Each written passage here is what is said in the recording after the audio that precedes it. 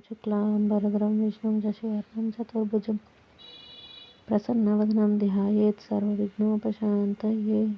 ॐ सरस्वती नमस्तुभ्यं वरदे कामरूपिणि विद्यारम्भं करिष्यामि सिद्धिर्भवतु मे सदा। ॐ गुरुर्ब्रह्मा गुरुर्विष्णुः गुरुर्देवो महेश्वरः गुरुः साक्षात् परब्रह्म तस्मै శ్రీగురవే నమః। మనం యోగ వాసిష్టం అనే గ్రంథంలో నిర్వాణ ప్రకరణం ఉత్తరార్ధంలో 5వ భాగంలో 35వ అంశాన్ని తెలుసుకుంటున్నాము. అహంకార జగత్తులు చిదాకాశ రూపాలు. శ్రీరాముడు. మహాత్మా శ్రీ వశిష్ఠ మహర్షి. మీరు ఇప్పుడేమో జగత్తు యొక్క ధారణ చేస్తూ ప్రేమ, ద్వేషం, సంతోషం, విషాదం, సుఖం, దుఃఖం వంటి ఆయా మానసిక స్థితులన్నీ మీవిగా ధారణ చేస్తూ మీ భౌతిక జగత్ స్వరూపాన్ని మీరే అనుభవిస్తున్నారని చెప్పారు కదా. ఇంతకు ముందు మీరు లోక పర్వతంపై గల గండశిలలోను తదితర శిలలలోను వృక్షములలోను ఆకులలోను కూడా అనేక అసంఖ్యాక బ్రహ్మాండాలని చూచనని చెప్పారు. ధారణ దృష్టిచే జగత్తును పొందుచున్నప్పుడు కూడా భూమండలంలోని ప్రతి వస్తువులోనూ అనేక బ్రహ్మాండాలు మీకు కనిపించాయా? శ్రీ వశిష్ఠ మహర్షి. ఓ రామచంద్ర, ఏ దృష్టితో చూస్తుంటే అవియే కనిపిస్తాయి. దృష్టియే సృష్టి సుమ. అందుచేత పృథ్వీ ధారణ దృష్టి యొక్క విశేష ప్రసరణం చేత అణువణువు అంతర్గత జగత్ సమూహ దృష్టి అప్పటికీ ప్రదర్శితమవటం లేదు. అనగా పృథ్వీ ధారణ దృష్టి సమయంలో ప్రదర్శితమవటం లేదు. నా యొక్క పృథ్వీ ధారణాను చమత్కారంచే జాగ్రత్త అవస్థ ఎందలి భూమండల రూపమును స్వప్నావస్థ ఎందలి భూమండల రూపమును రెండింటినీ పొందసాగాను కదా. అట్లు పొందుచు ఈశ్వర సాక్షి దృష్టిచే దేనిని ప్రత్యక్షంగా అనుభవించాను ఆ వివరాలు చెబుతాను. ఆ లోక పర్వతశిలలో ఎట్లా బ్రహ్మాండాలను అవలోకించాను. ఈ పృథ్వీ మొదలైన వాటి యందు కూడా అనేక జగత్ సమూహాలు నాకు కనిపిస్తూనే ఉన్నాయి. అయితే రామచంద్ర, జగద్ధారణచే నాకు ప్రాప్తించిన దృశ్యమైన ఈ వర్తమానంలో మనిద్దరికీ కనిపిస్తున్న దృశ్యమైన లేక ఇదంతా ద్వైతమయంగా కనిపించవచ్చుగాక. అయినా కూడా ఇదంతా కూడా అద్వైతమగు ప్రశాంత పరమాత్మ స్వరూపమే అయి ఉన్నది. ఎందుచేతనంటావా? ఇక్కడ సర్వత్రా జగత్తులో ఉన్నాయి. అదే సమయంలో సర్వత్రా బ్రహ్మమే ఉన్నది. ఈ సర్వము దృశ్య శూన్యము శాంతము అయి ఉన్నది. అదే తరుణంలో సర్వము దృశ్య సహితము అనేక కార్యారంభములచే వ్యాఘ్రము కూడా అయి ఉన్నది. స్థూలములైన పృథ్వీ మొదలైనవి అంతటా నిండి ఉన్నాయి. కానీ వాస్తవానికి అవేవీ లేనే లేవు. అవేవీ ఉత్పన్నమే అయి ఉండలేదు. శ్రీరాముడు నిశ్శబ్దంగా ఉంటాడు. శ్రీ వశిష్ఠ మహర్షి. అవును, యథార్థంగా ఉత్పన్నమే అయి ఉండకపోయినప్పటికీ స్వప్న నగరంలో మనుష్యులు, భవనాలు అనుభవ విషయాలుగా అగుచూ ఉండటం లేదా? ఇది అంతే. ఇంకొక చమత్కారం కూడా. సముద్రంలో అసంఖ్యాక జలబిందువులు తరంగాలు లేస్తున్నాయి. ఇంతలోనే కడబడకుండా పోతున్నాయి. మహాసముద్రంలో ఒక తరంగానికి ఉనికి ఎక్కడ? ఉత్పత్తి ఎక్కడ? వినాశనం ఎక్కడ? జలమునకు వేరైనది మహాసముద్రంలో ఎక్కడ ఉనికి పొందుతుంది? అట్లాగే ఇక్కడ ఏకము లేదు, అనేకము లేదు, అస్తిత్వము లేదు, నాస్తిత్వము లేదు. ఆ ఏక అనేకముల అభిమానియగు నేను అనబడు అహంకారమే మొట్టమొదట లేదు. నేను అనబడు దాని వాస్తవ రూపం బ్రహ్మమే. ఇక అట్టి అహంకారమునకు అనుభవమయ్యే తదితర విషయ సమూహముల గురించి మనం వేరుగా చెప్పుకునేదేమున్నది? ఘనీభూతమై అనుభవం అవుచున్నప్పటికీ ఈ నేను మొదలైన రూపాలు వాస్తవానికి లేవు. ఒకవేళ ఉన్నాయని అనుకుంటే అప్పుడు వాటి యొక్క రూపం నిరామయం, అజం, అప్రమేయ బ్రహ్మమే అయి ఉన్నది. సృష్టికి ముందు ఈ అహంకారము, జగత్తు మొదలైనవి చిదాకాశ రూపమే అయి ఉన్నాయి. వాయు తరంగత్వానికి పూర్వం ఆ తరంగం వాయు రూపమే అయి ఉన్నది కదా. సృష్టి యొక్క అనంతరం ఈ అహంకార జగత్తులు చిదాకాశ రూపమే సంతరించుకోబోతున్నాయి. ఏదైతే మొట్టమొదట చిట్ట చివర చిదాకాశమే అయి ఉండుచుండగా ఇక మధ్యలో కనిపించేదంతా స్వప్నపురం వంటిది కాక మరేమిటి? స్వప్న చైతన్యంలోంచి స్వప్న దృశ్యం బయలుపడేది తిరిగి అదంతా స్వప్న చైతన్యంలోనే లయమగుచున్నట్లుగా ఈ జాగ్రత్త చైతన్యంలోంచి సంకల్ప రూపంగా బయలుపడిన అహంకార జగత్ అనుభవ పరంపర అంతా తిరిగి జాగ్రత్త చైతన్యంలోనే లయం కాబోచున్నది. కనుక దాని యొక్క ఉన్నది లేదు అనే ప్రసక్తి ఎక్కడిది? స్వప్నంలోని నగరం స్వప్నంలో ఉన్నవానికి ఉన్నది. ఆ స్వప్నం గురించి సంభాషించే మనకు లేదు. జగత్తు అహంకారం అజ్ఞాన దృష్టికి కనబడుచున్నాయి. ఆత్మానుభవ దృష్టికి స్వప్నతుల్యమగుచున్నాయి. జై శ్రీరామ్. ఈ విధంగా అహంకార జగత్తులు చిదాకాశ రూపాలే అనే విషయాన్ని వివరించడం చూసాము. ఇక తర్వాతి అంశం 35. అహం జలతత్వాస్మి, అహం రసతత్వాస్మి. పృథ్వీ ధారణ రూపిగా ఆ విధంగా అనేక జగత్తులు వీక్షించాను కదా. ఆ తర్వాత జలరూపమును ధరించాను. అట్టి జలరూప ధారణచే మరలా అనేక జగత్తులు చూచాను. వాస్తవానికి చిద్రూపుడంగానే ఉండి ఉన్నప్పటికీ జలరూపం పొంది సముద్రం అనే మందిరంలో ప్రవేశించి గుల్జల్ శబ్దముల ఉచ్చారణ చేశాను. తరలో పేను వసించినట్లుగా నేను చెట్లు, పూలు, ఆకులలో వాటి వాటి వలయాది ఆకారములలో రసరూపంగా విశ్రమించి కాలక్రమంగా పరిపుష్టమగు ఆకులలో నాడీ సమూహాన్ని రచించాను. జలంలోని రసరూపం ధరించి నేను ఆ జలం త్రాగిన ప్రాణుల హృదయములలో ప్రవేశించాను. వాత పిత్తాది ధాతువులను స్పృశించాను. ఒకచోట వికలత్వం పొందాను, ఇంకొక చోట ఖండనం చేశాను. మంచుకణములను అధిరోహించి శయనించాను. ఒక్కొక్కసారి దీర్ఘమైన ప్రవాహంగా పయనించి శ్రమించి ఆనకట్ట యొక్క స్పర్శచే విశ్రాంతి తీసుకున్నాను. అప్పుడప్పుడు నా యొక్క చైతన్య రూపమును మరిచి ఆ ఆవర్తములలో అనేక భ్రమలకు లోనయ్యాను. అందుకు ప్రాయశ్చిత్తార్థము అన్నట్లుగా అక్కడక్కడ గోతులలోని నూతుల ప్రక్కల పడి శిథిలమైపోయాను.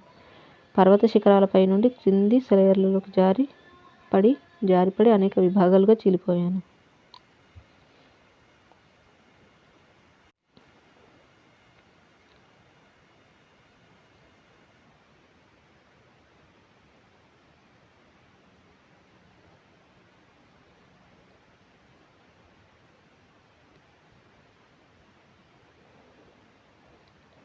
అప్పుడప్పుడు ఆవిరిగా మారి ఆకాశంలో ప్రవేశించగా నక్షత్రములు నాకు మణిభూషణములుగా అయినట్లు కనిపించాయి.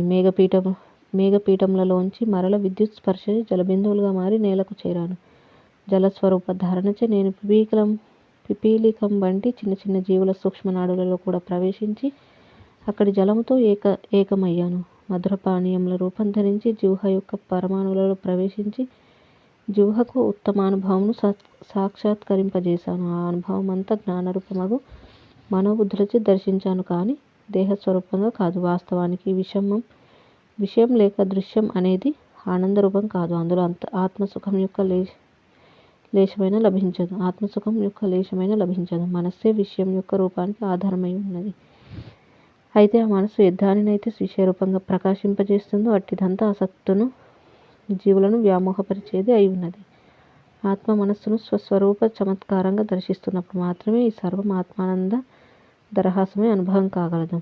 జలరూపిణి నాయందరి నాచు మొదలైన ఉచ్చిష్టములను తుమ్మెదలకు ఆహారంగా ఇచ్చివేశాను. సర్వఋతువుల యొక్క రసరూపంగా గాలిలో ప్రవేశించి జలరూపంలో 14 విధములుగా జీవుల అవయవాల సందులలో ప్రవేశించి అక్కడ నివసించాను. మరికొన్ని సమయాలలో జలకణ రూపధారినై వాయుతరంగములను అధిరోహించి నిర్మల ఆకాశ మార్గంలో విహరిస్తూ జనులకు సుగంధ సుఖములను అందిస్తూ ఆహ్లాదపరుస్తూ సంచారం చేశాను. ఓ రామచంద్ర, ఆ సమయంలో పరమాణువులో కూడా ప్రవేశించి అందులో కొద్ది వివిధ జగత్తులను అనుభవించాను. వాస్తవానికి సమస్త పదార్థముల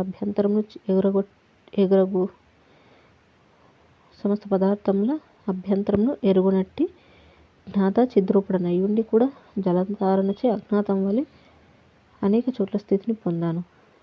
ఆయా చోట్ల అనేక కోట్ల బ్రహ్మాండాల ఆవిర్భావం తిరోభావం కూడా కాకతాళీయంగా దర్శించడం జరిగింది. ఈ ప్రకారంగా అనేక జగత్తులు చూచాను, కానీ వాటి భావము, అభావము, సాకారము, నిరాకారం ఇవన్నీ కూడా ఆకాశం కంటే అతి నిర్మలమగు చిదాకాశమే అయి ఉన్నాయి. ఓ రామచంద్ర, జాగ్రత్త, స్వప్న, సుషుప్తులు అనబడే అవస్థాత్రయం కానీ ఈ దేహ ఇంద్రియ బాహ్య ప్రపంచం కానీ ఇవన్నీ కూడా వాస్తవానికి ఆత్మదృష్టి ఒక ఇంతైనా కూడా లేకయే ఉన్నాయి. ఆ ఆత్మ చైతన్యము దృశ్య స్వభావం కాదు, అదృశ్య స్వభావం కాదు, అదృశ్య స్వభావం కూడా కాదు. అది అఖండాకాశ రూపమే అయి ఉన్నది. తత్వమసి, అదియే నీవు.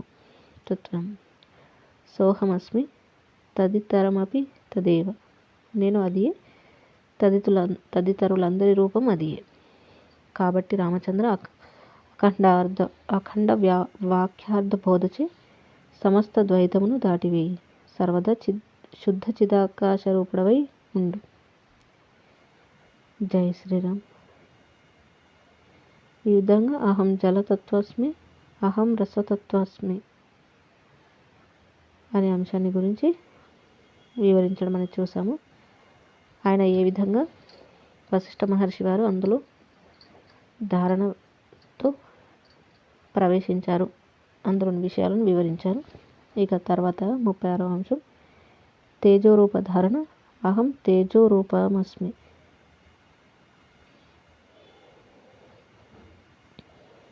శ్రీ వశిష్ఠ మహర్షి: ఓ రామచంద్ర, ఆ విధంగా పృథ్వీ రూపధారణ, జలరస రూపధారణ నిర్వర్తించిన నేను తేజోరూపాన్ని ధరించి సంచరించను ఆరంభించాను.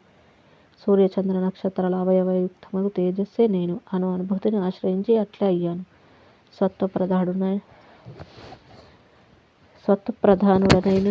ప్రధానుడనై సమస్త జగత్తునందు గల తేజము నేనే అయ్యాను. రాజు యొక్క కీర్తి అనేక గృహములలో కీర్తించబడినట్లు అనేక ఇండ్లలో దీపముల వెలుగుని గృహములలోని అనేక వస్తువులను ప్రకాశింపజేయసాగాను. సూర్యచంద్ర కిరణాలలో ప్రవేశించి అనేక జీవుల దృష్టిని పులకింపజేయసాగాను. పదార్థముల రూపాలను మరుగునపరిచి ఉంచి అంధకారాన్ని పటాపంచలు చేయసాగాను. సువర్ణంలోని మెరుపునయ్యాను. మాణిక్య ముత్యాలలోని తేజపుంజాలుగా అయ్యాను. ఆ నా తేజముచే పాతాళాది అధోలోకములను కొంచెం ప్రకాశింపచేశాను. అవి స్వతహాగా తమోలోకములు కదా. భూలోకమును సగం ప్రకాశింపజేశాను. సూర్య చంద్ర నక్షత్ర దేహాది అనేక విషయములను ఇముడ్చుకున్న తేజో మహాసముద్రము నేనయ్యాను. ధాతువులలో లోహత్వము, మనుజాదులలో పరాక్రమము, రత్నాదులలో కాంతి, వర్షాదులలో విద్యుత్ ప్రకాశము, నేత్రములలో దృశ్యత్వము, స్నేహత్వము, హాస్యత్వము, శృంగారత్వము ఇవన్నీ తేజరూపమే కాబట్టి వీటినన్నింటికీ కారణభూతుడై ఉండసాగాను. అంతేకాకుండా యోధులందలి వీరత్వము, దేవతలందలి వరప్రధానత్వము, అసురులందలి దేవతా శత్రుత్వము, సర్వజీవులందలి బలము, స్థావరములందలి ఉన్నత రూపత్వము నా స్వరూపంగా అనుభవం పొందసాగాను. అవన్నీ నావే నేనే అను అనుభూతిని పొందసాగాను. ఇంకా మరుభూమిలో నదులు కనిపించున్నట్లుగా నేను సూర్యస్వరూపుడను అనే అనుభవం ద్వారా దశదిక్కులలో నా కిరణాలతో వ్యాపించిన వాడనే జగత్తు అని పక్షిని పట్టుకొనిన వాడి వలె అయ్యాను. చంద్రబింబమును కిరణస్పర్శచే ప్రకాశింపజేసి తద్వారా వృక్షములకు రసస్ఫూర్తిని ప్రసాదించుచున్నవాడని ప్రకాశించాను. ఆకాశమునందు నక్షత్ర స్వరూపుడని జగత్తు అనే గ్రహానికి అలంకార రూపుడనైనాను. సముద్ర గర్భంలోను వర్తకుల త్రాసులలోను ప్రకాశించే రత్నముల కాంతిపుంజంలో నేనయ్యాను.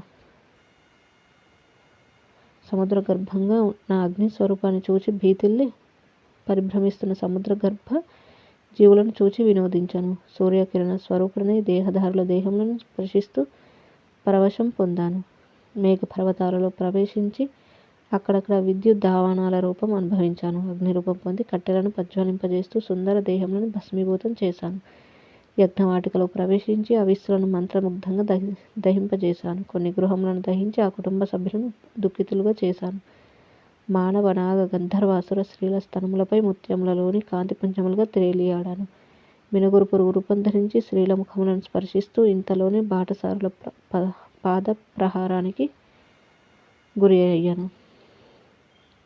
ఇట్లా అనేక ఉన్నత అవనత స్థితులను పొందసాగాను. దేహ గృహములు దేవతా స్త్రీల సుందర దేహములను దర్శించాను. ఒకచోట జ్వలరూపిణి సువర్ణము, ఇనుము మొదలైన లోహములను ఖండన చేయసాగాను. మరొక చోట కల్పాంత అగ్ని రూపం ధరించి ప్రళయ సమయంలో జగత్తును భస్మీభూతం చేసి ఆకాశమును మేఘరూపంతో కప్పివేశాను. మరొక చోట బడభాగ్ని రూపంలో సముద్ర జలమంతా త్రాగివేసి ఆ శూన్య ప్రదేశంలో నృత్యం చేశాను. అగ్ని రూపం ధరించి అనేక జీవరాశుల దేహాలను పొట్టన పెట్టుకున్నాను. ఇంకొక చోట లోహమును ఆశ్రయించి కమ్మరి యొక్క సమ్మెట ప్రహారములు స్వీకరిస్తూ అగ్నికణముల రూపంలో నలువైపులా వెదజల్లబడ్డాను. మరొక చోట వజ్ర వైడూర్యాది రూపం ధరించి ఎక్కడో భూగర్భంలో ఉండిపోయి ఏ ప్రాణికి కనబడకుండా యుగములు గడిపివేశాను. శ్రీరాముడు: మానప్రదుడగు ఓ మునీంద్ర, ఇక్కడ నాదొక చిన్న సందేహం. తేజోరూపి అనేక అనుభవములను పొందినట్టు మీరు సుఖమును అనుభవించారా లేక దుఃఖమును పొందారా? ఈ విషయం బోధ కొరకై చెప్పండి. శ్రీ వశిష్ఠ మహర్షి: రామచంద్ర, ఒక మనుషుడు చేతన రూపుడు అయి ఉండి కూడా గాఢ నిద్ర సమయంలో జడత్వం పొందుచున్నాడు కదా. అట్లాగే చిదాకాశము అన్యమగు ఆయా సర్వరూపాదులను ఆయా స్వరూపాదులను అనుభవించడం జరుగుతోంది. ఎప్పుడైతే బ్రహ్మం తనను తాను పృథ్వీ మొదలైన రూపాలుగా అనుభవించడం ఆరంభిస్తుందో ఆ మరుక్షణం సుషుప్తిని వలె జడుని వలె తన యందు ఉంటుంది. అయినా కూడా బ్రహ్మం ఏ క్షణమందున కూడా మరొక స్థానం కానీ రూపం కానీ పొందడం లేదు. అటువంటప్పుడు ఇక దానికి దుఃఖం ప్రసంగం ఎక్కడిది? వాస్తవానికి ఈ ఆకాశము, పృథ్వీ, జలము, తేజస్సు మొదలైనవన్నీ అద్దాని సద్రూపంలే కానీ అసద్రూపములు కావు. బ్రహ్మము సర్వదా అవికారంగానే ఉంటుంది. అట్లా ఉంటూ అయ్యేది ద్రష్ట దృశ్యములను ప్రకాశింపజేయుచు ప్రకాశించుచున్నది. ఇటు సత్యమగు అఖండ జ్ఞానం ఎవనికి ఉత్పన్నమవుతుందో వానికి ఇక పంచభూతములు ఉండవు, ద్రష్ట దృశ్యముల గురించిన భ్రమ ఉండదు. కనుక రామచంద్ర ఆ సమయంలో శుద్ధమగు బ్రహ్మరూపం చేతని అదంతా నేను అనుభవించడం జరిగింది. ఎందుకంటావేమో, ఎవరికైనా ఎక్కడైనా ఏదైనా అనుభవించబడాలంటే అయ్యేది బ్రహ్మస్వరూపం అయితేనే సాధ్యం. దృశ్యమంతా కూడా నాకు బ్రహ్మరూపంగానే కనపట్టు బ్రహ్మానుభవంగానే అవుచున్నది. అట్లా కాకుండా ఎప్పుడైనా నన్ను నేను పంచభూతాలుగాను దేహ శిల మొదలైన రూపంగాను గాంచడం జరిగిందనుకో, అప్పుడు నేను సర్వదా జడుడనే అవుతాను. జడమైన దానికి అనుభవం ఏమున్నది? స్మరణ ఎక్కడ నుండి వస్తుంది? కనుక ఓ సభికులారా, అనుభవం అన్నది ఉన్న కారణంగా మీరంతా కూడా నా వలనే బ్రహ్మమే స్వరూపంగా కలిగి ఉన్నారని గ్రహించండి. నా వలె తత్వ సందర్శనం చేయగల సామర్థ్యం కలిగియే ఉన్నారు. అంతేగాని ఈ దృశ్యత్వము ద్రష్టత్వం అనేది వాస్తవం కాదు. అవన్నీ ఉన్నప్పుడు కూడా ఆత్మానుభవం నుండి చ్యుతి పొందకై ఉండండి. అచ్యుతులై ప్రకాశించండి. శ్రీరాముడు: స్వామి, ఎక్కడ బ్రహ్మం ఉంటే అక్కడ అనుభవం స్మరణ ఉంటాయని అంటున్నారు కదా. గాఢ నిద్రాస్థితిలో ఈ జీవునికి అనుభవం స్మరణలు ఉండవు కదా. అనగా ఈ జీవుడు జడత్వం సంతరించుకున్నట్లే ఆ సమయంలో కూడా అతడు చైతన్య రూపమగు బ్రహ్మమేనని అనవచ్చునా, అనకూడదా? శ్రీ వశిష్ఠ మహర్షి: గాఢ నిద్రలో కూడా నేను నిద్రపోతున్నాను అని మనం ఎరుగుచున్నాం కదా. ఎరుగుచున్నామంటే మెలకువ రాగానే ఆహా, మంచి నిద్రపోయానండి అని చెప్పగలుగుతున్నాం. అనగా నిద్రపోతున్నప్పుడు కూడా అప్పటి జ్ఞానంలో స్వప్రకాశముగా ఆత్మని ఎరుగుచునే ఉన్నది. ఎవడైతే జ్ఞానంచే ప్రబుద్ధుడవుతాడో అతడు తన ఈ ఆది భౌతిక దేహమును శమింపజేసుకున్నవాడే నిర్మల బోధ రూపమగు సూక్ష్మదేహమును ఉదయించినవాడు అవుచున్నాడు. ఆ సూక్ష్మదేహమును అనురూప శరీరము లేక మహత్ శరీరం అని కూడా అంటున్నాం. అట్టి జ్ఞానమయమగు సూక్ష్మమైనట్టు అనురూప శరీరం చేత లేక మహత్ శరీరం చేత యోగి అగు జీవన్ముక్తుడు తన ఇచ్ఛానుసారంగా మెలుగుచూ ఉంటాడు. బోధరూపమగు నిర్మల సూక్ష్మదేహంచే అట్టి జీవుడు అభేద్యములైన శిలాగర్భంలో ప్రవేశించి మరలా బయలువెడలగలడు. ఇంకా పాతాళమునందలి ఆకాశమును కూడా పొందగలడు. అందుచేతనే నేను అప్పుడు అనంతము, చిదాకాశ, వాయువు, తేజము మొదలైన రూపాలన్నీ ధరించి అనుభవించాను. ఎందుకంటే చిత్స్వరూపమగు ఆత్మకు వజ్రశిల, పాతాళ, ఆకాశ, స్వర్గాదులందు శీఘ్రంగా రాకపోకలు నిర్వర్తించగలగటంలో అడ్డుపడగలిగేదేమున్నది? అయితే ఆత్మ బౌద్ధమాత్ర శరీరం జడ పదార్థములందు ఎంతవరకు ఉంటుందో అంతవరకు అట్టి రూపంతో స్థితి కలిగి ఉంటుంది. అది ఎప్పుడు తన ఇచ్చచే మరొక చోటికి వెళ్ళదలుచుకుంటుందో అచ్చట చలనం మొదలైన క్రియాశ్రమ లేకుండానే అప్పటికప్పుడు వెలియగలదు. ఎందుకంటే ఆత్మకు గమన ఆగమనములు అనగా రాకపోకలు కూడా స్థితి వంటిది. ఈ దేహములాగా ఇక్కడికి రావడం అక్కడికి పోవడం వంటివి కాదు.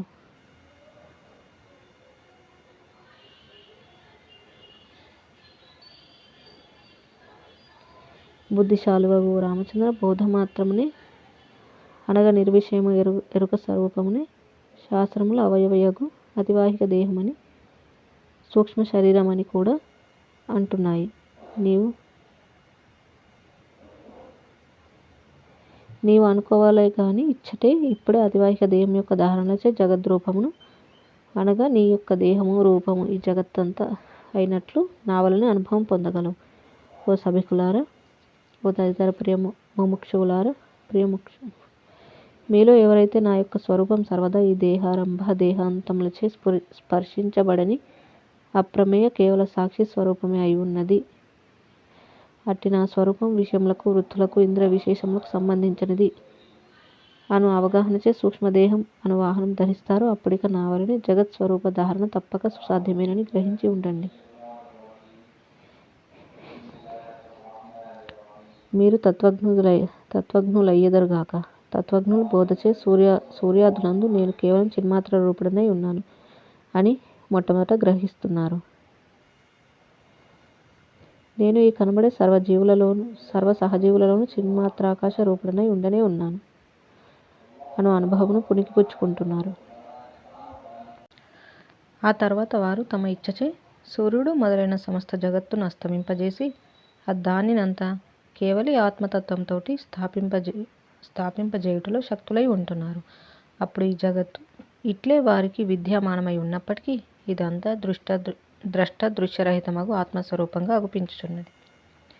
శ్రీరాముడు: మహాత్మ, జ్ఞానికి ఈ జాగ్రత్త జగత్తు ఎట్లా కనిపిస్తుంది? అజ్ఞానికి ఎట్లా కనిపిస్తుంది? వేరువేరుగానా, ఒక్క తీరుగానా? శ్రీ వశిష్ఠ మహర్షి: మన స్నేహితుడు ఒక్కడు మన పక్కనే నిద్రిస్తూ స్వప్నం కంటున్నాడనుకో. మన యొక్క దృష్టికి మన నిద్రిస్తూ స్వప్నం కంటున్నట్టి స్నేహితుని స్వప్న జగత్తు అసతుల్యమే కదా. అదంతా మన దృష్టిలో అజ్ఞానావృతం అగుటచే అసత్తు, శూన్యము, మెలకుగా ఉన్నవానికి అలభ్యమని మనకి కనిపిస్తుంది కదా. కానీ ఆ స్వప్న ద్రష్టకు స్వప్నం సత్యంగానే ఉంటుంది. అట్లాగే జ్ఞాని యొక్క దృష్టి యందు నానా విధములుగా సత్యముగా నిత్యముగా కనిపించే ఈ జాగ్రత్త జగత్తు కేవలం అసత్య అయి ఉన్నది.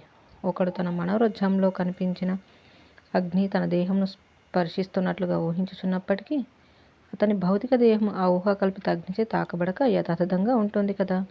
అట్లాగే కొంచెం ఇచ్ఛ చేత నేను శిల, అగ్ని, వాయు, జల పూర్వక ధారణ పొందుచున్నప్పటికీ నాకేమీ దుఃఖాలు ఏమాత్రం కలగనే లేదు. ఏ జీవుడైనా ఏది ఎట్లుంటున్నప్పటికీ నేను సర్వాత్మకం, నిత్య నిర్మలం, భావాతీతం, త్రిగుణాతీతం అగు ఆత్మస్వరూపుడను. తదితర జీవులు జగత్తులు నా యొక్క విభూతియే, విభాగమే అను ఆత్మజ్ఞానంను సుస్థిరీకరించుకొని ఉంటాడు. ఇక ఆ దుఃఖాదులు తామెరాకును నీరు అంటున్నట్లుగా అతనిని స్పృశించనే లేవు. ఓ రామచంద్ర, ఈ విధంగా తేజోదశ లేక అగ్నిరూపం పొందిన నేను ఇట్లా అనేక దేహాలలో ప్రవేశించి పరిరక్షణ సంహారములను నిర్వర్తించాను. అనేక అరణ్యాలను దావానాల స్వరూపుడని దహించాను. దుష్టుల ఐశ్వర్యంలాగా అనేకసార్లు చంచల జ్వాలలతో ప్రవృద్ధమవటం, ఇంతలోనూ ఉపశమించడం అనుభవించాను. అట్టి నా సుదీర్ఘ సంచార సమారంభంతో పరమాణువులో కూడా ప్రవేశించి అక్కడ అనేక జగత్తుల ఉత్పత్తి, ఉనికి, వినాశనములను చవిచూచాను. సాక్షిని సందర్శించాను. ఆ జగత్తులు, ఆ యానము అంతా చిదాకాశం మాత్రమే. ఈ కనబడే వర్తమాన జగత్తు కూడా చిదాకాశమే.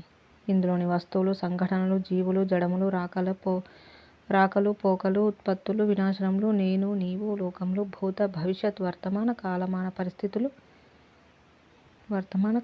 పరిస్థితులు ఇవన్నీ చిదాకాశమే. చిదాకాశంను ఇట్లు కనపట్టడం అని గ్రహించు. ఓ జనులారా, అదేమిటి ఇక్కడ వస్తువులు, విషయములు, సుఖములు, దుఃఖములు, బంధువులు, తదితరులు, ఆర్థిక సామాజిక స్థితిగతులు ఇవన్నీ జగత్తులో తారసపడుచుండగా చిదాకాశం ఇదంతా అన్నది ఎట్లా కుదిరేది అని అంటారా? ఇందుకు స్వప్నదృష్ట నుండి బయలువెడలి స్వప్నద్రష్టలోనే ఉంటూ స్వప్నద్రష్టలోనే లయం పొందుచున్న అనేక వృత్తాంత పరంపరలు కలిగి ఉంటున్న స్వప్న జగత్తే మనందరికీ దృష్టాంతం. జై శ్రీరామ్.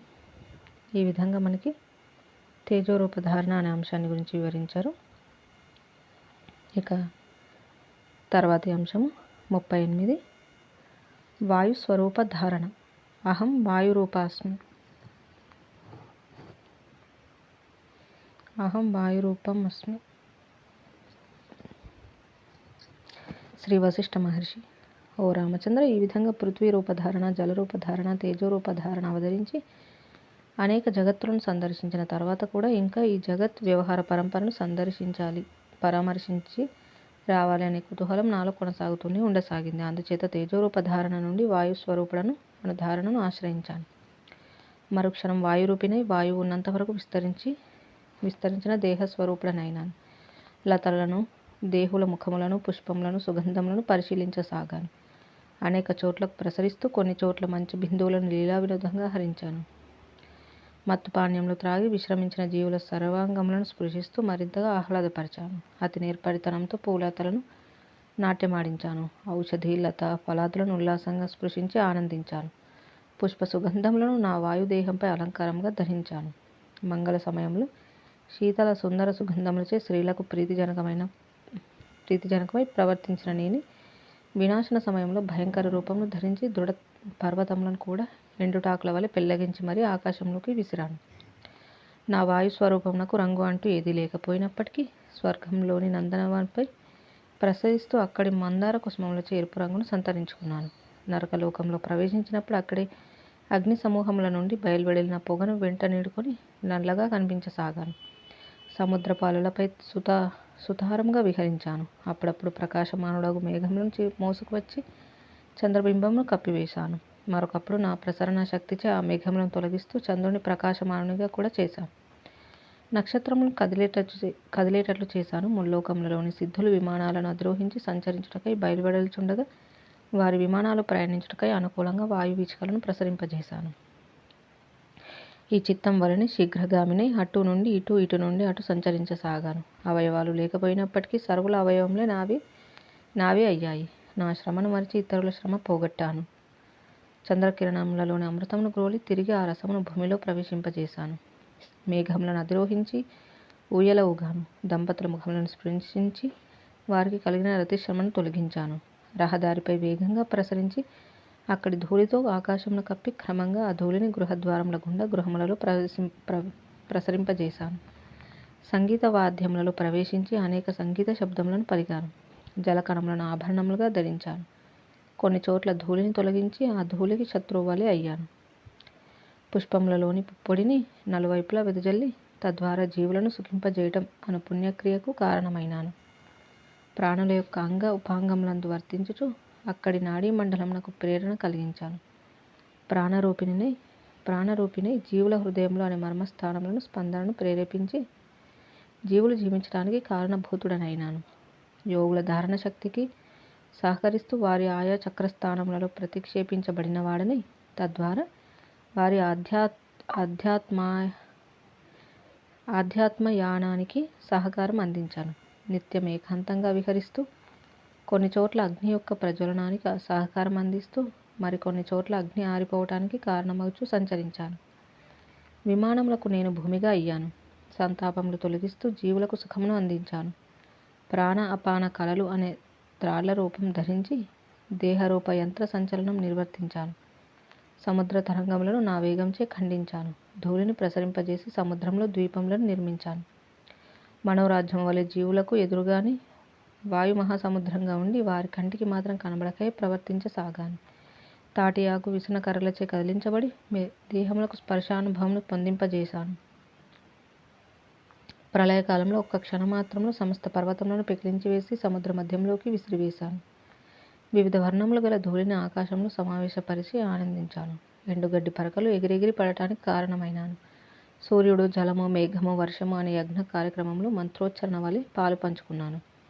ఆకాశంలో షికారు చేశాను. దేహయంత్రంలో త్రాణను అయ్యాను.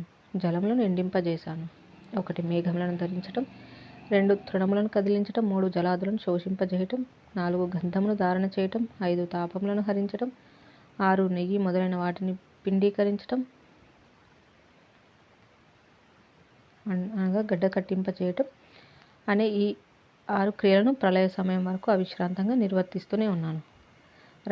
రసాకర్షణయందు అత్యంత వేగం చూపసాగాను. నాడులను ప్రేరేపించడం ద్వారా దేహముల కాళ్ళు చేతులు కదలడానికి హేతువునయ్యాను. శరీరం అనే నగరంలో నిరాటంకంగా నా ప్రయాణ మార్గాన్ని నిర్మించుకోసాగాను. అన్నరసం పట్టుకొని ప్రాణ అపానముల ద్వారా దేహమంతా అందించి దేహములను సేవించాను. శరీరంలో ఒకప్పుడు నిర్మించబడటంలోను మరొకప్పుడు నేలకూలటంలోను పాత్ర వహించాను.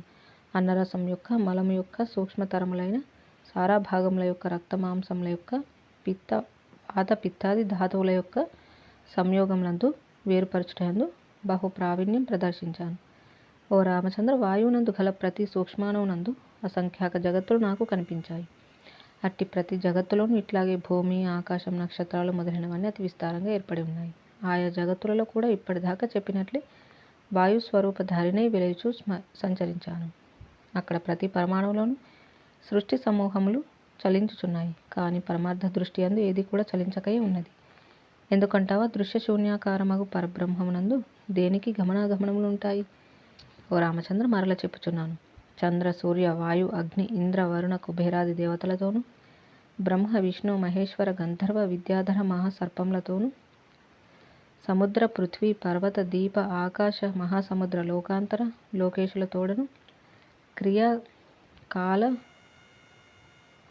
కళాదుల క్రమంతోనూ స్వర్గ భూమి పాతాళ తదితర లోకాంతరములతోనూ భావ అభావ వృద్ధి క్షయ జన్మ జర మరణ విభ్రమములతోనూ కూడిన అనేక జగత్తులు ప్రతి పరమాణువులోనూ ఉన్నాయి, నాకు కనిపించాయి, నాకు కనిపిస్తున్నాయి.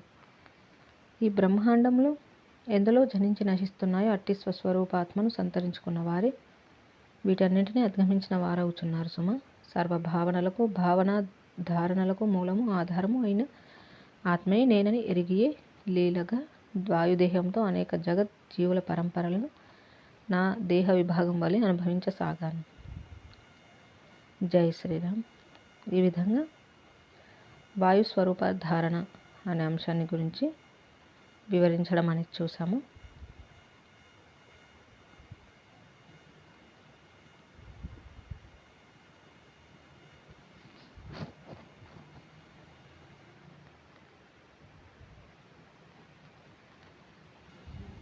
ఇంకా